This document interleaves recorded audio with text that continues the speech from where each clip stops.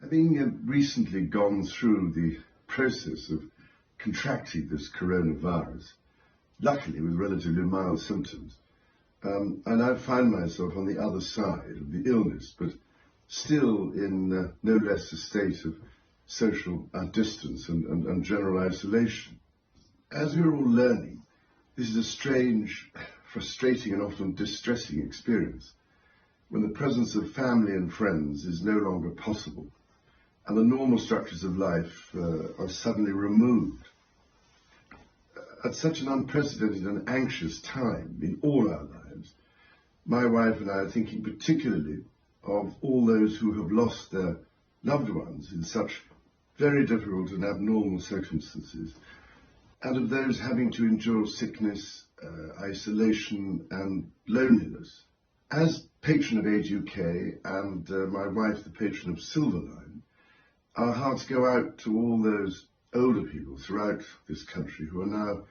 experiencing great difficulty. However, we also know that in every community up and down this land, where people of all ages are being affected by this virus,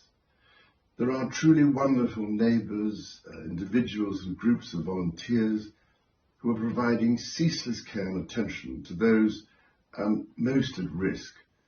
and that all this network of selfless assistance is in itself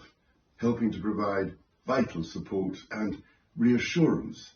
to the hard-pressed professional services. And at a time when doctors, nurses and all the vital ancillary staff that form the backbone of our remarkable NHS are increasingly under such enormous strain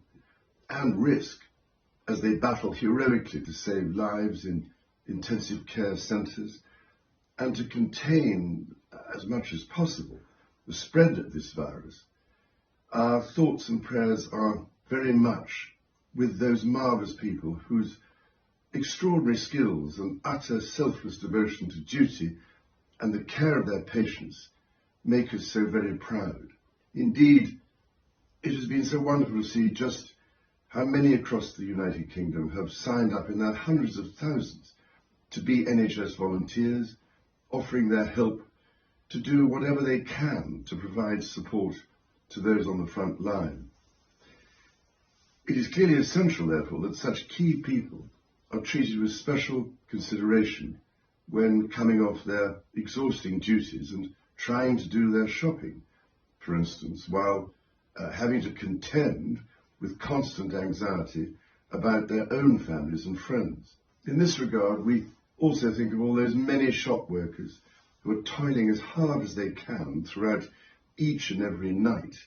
to keep supermarket shelves stocked, a further emergency service on which we are all relying. As a nation, we are faced by a profoundly challenging situation, which we are only too aware threatens the livelihoods, businesses and welfare of millions of our fellow citizens.